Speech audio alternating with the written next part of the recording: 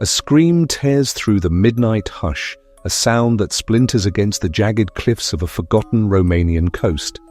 In a room lit by a single guttering candle, a pregnant woman writhes in her bedsheets, pinned not by a physical weight, but by a shadow.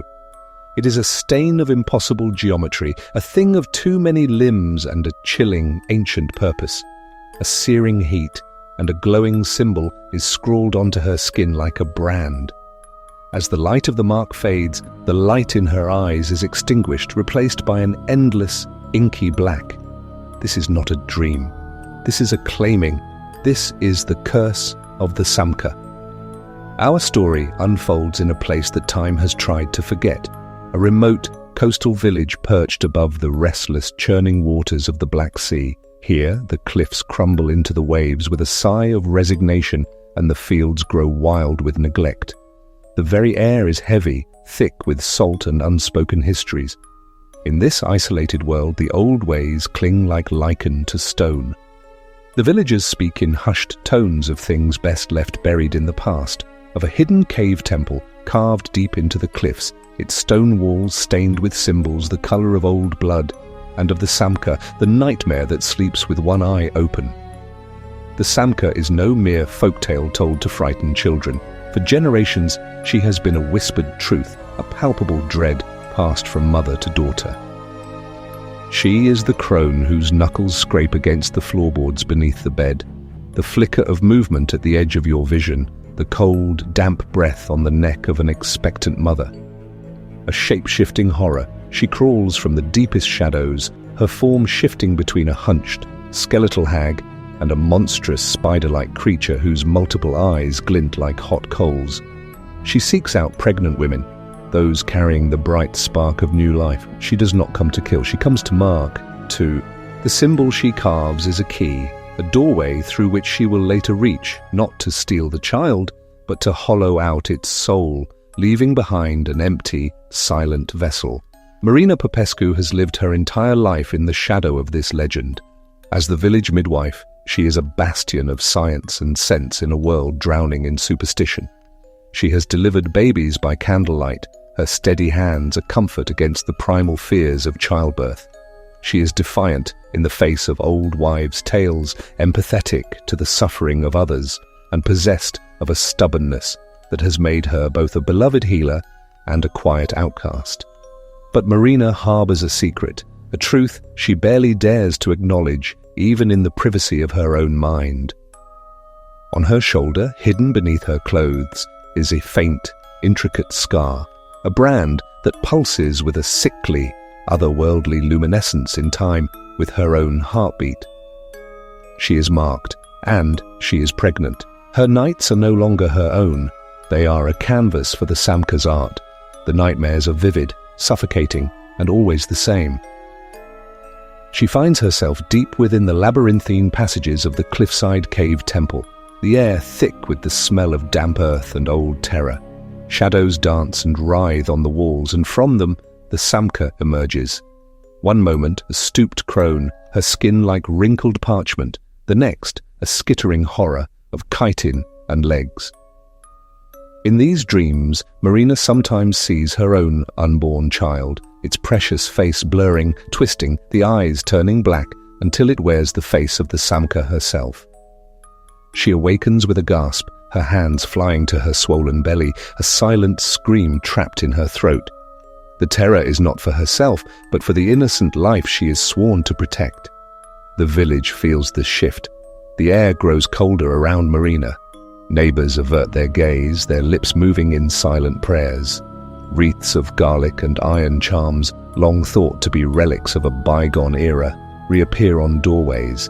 Tales empathetic to the suffering of others and possessed of a stubbornness that has made her both a beloved healer and a quiet outcast.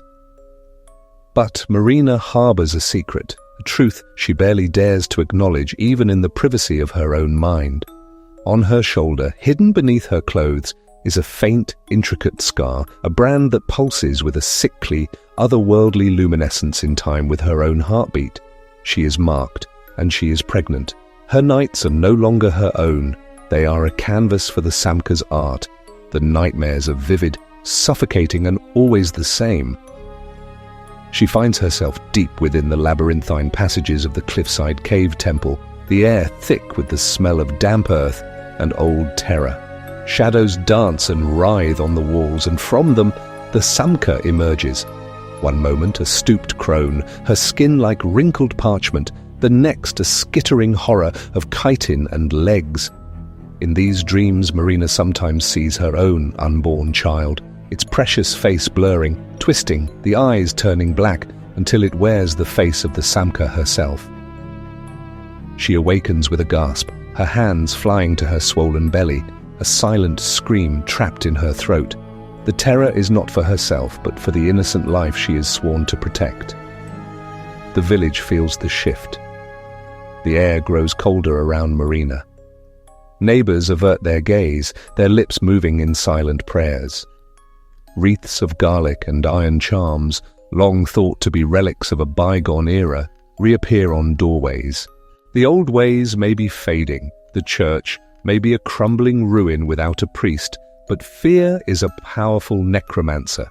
The cave temple, once a place of dark worship, now a monument to a terror they wish to forget, remains sealed by rock and superstition. But a seal is only as strong as the fear that maintains it, and the Samka is growing bolder. As Marina's pregnancy progresses, the curse tightens its grip. The mark on her skin burns with a constant, feverish heat. The world around her begins to warp. She catches her reflection moving a fraction of a second behind her. Whispers coil in the silence of empty rooms, the wind carrying her name. The villagers' pity sours into suspicion, their fear curdling into a desperate need for a scapegoat. One evening, as a brutal storm lashes the coast, Marina's oldest friend, Anna, appears at her door, her face a mask of grief and terror. Anna confesses her own story of 2 lost pregnancies, 2 children who vanished from the womb, each loss preceded by the same haunting dreams, the same unshakable dread of a presence in the dark. As they speak, the scattered pieces of village lore click into place. The Samka does not choose her victims at random. She follows a bloodline. She marks, she haunts. And then, in the final, vulnerable moments before birth, she steals the child's soul. Driven by a mother's fierce desperation, Marina defies the village's taboos. She breaks into the forbidden archives, a forgotten room in the ruins of the old church. Here, amidst rotting shelves and dust-choked tomes bound in human skin, she uncovers the full, horrifying truth. The Samka is not a demon in the traditional sense, but an ancient, parasitic entity bound to the very land, to the blood of the first families. The cave temple was not a place to plead for mercy, but a site of ritual, a place of confrontation. The blood-stained scrolls reveal that the mark is more than a beacon. It is a key that unlocks a vessel. The curse is a chain, passed from mother to daughter, an unbroken legacy of suffering, but a chain can be broken. The texts speak of a single, desperate ritual, a willing act of self-sacrifice. The marked mother must confront the Samka in her lair and perform a rite to transfer the mark fully from the unborn child to herself.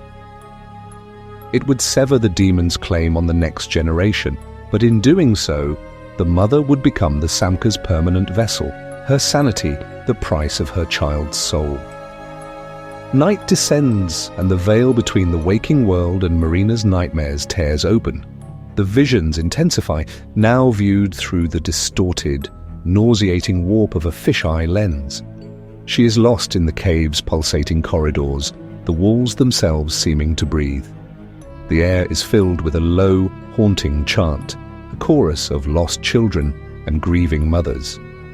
In the central chamber, she sees her baby, swaddled and lying on a cold stone altar. As she watches, helpless, its eyes slowly bleed to black, and the Samka's triumphant laughter echoes, shaking the very foundations of her mind. Marina wakes, drenched in sweat, the brand on her skin a searing agony. Time is gone. The Samka's whispers are no longer confined to dreams. They are in her ears, a constant, insidious murmur. She hears her child's cries on the wind, but they are distorted, inhuman, a cruel mimicry that chills her to the bone. The village is on the verge of hysteria. Some plead with her to leave, to take her curse with her. Others, their faces hard with terror, threaten to drive her out themselves. But Marina will not run. She will not abandon her child to the darkness. With a resolve forged in love and terror, she prepares for the final confrontation. She takes only a candle, a small protective charm from Anna, and the terrible knowledge she unearthed in the archives. As she descends the treacherous cliff path, the wind howls a symphony of past sorrows. The mouth of the cave looms before her, a maw of absolute darkness. Inside, the air is cold and dead. The walls are slick with a dampness that smells of blood and decay. In the flickering candlelight, the ancient carvings seem to writhe, depictions of kneeling women, their faces frozen in eternal supplication before the multi-limbed horror.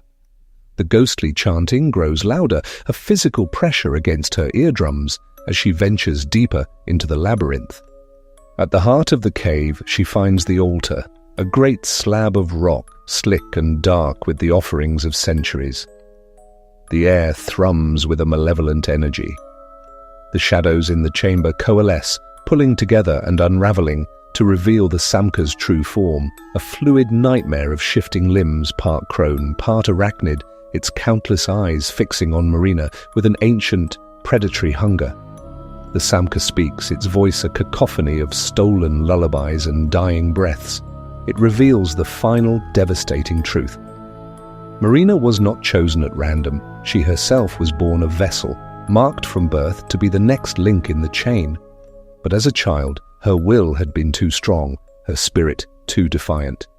She had unknowingly resisted, leaving the Samka dormant, starved. Now, with the new life growing inside her, the curse has reawakened with a vengeance.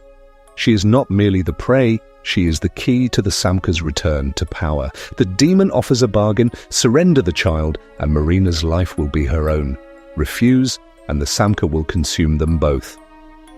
To seal its threat, the demon's voice changes, twisting into the perfect, heart-rending cries of Marina's unborn baby. The cavern fills with the sound of helpless wailing, a psychological assault designed to shatter her resolve. But Marina remembers the ritual. Drawing on a primal well of maternal strength, she begins the chant. The ancient syllables feel like fire in her throat.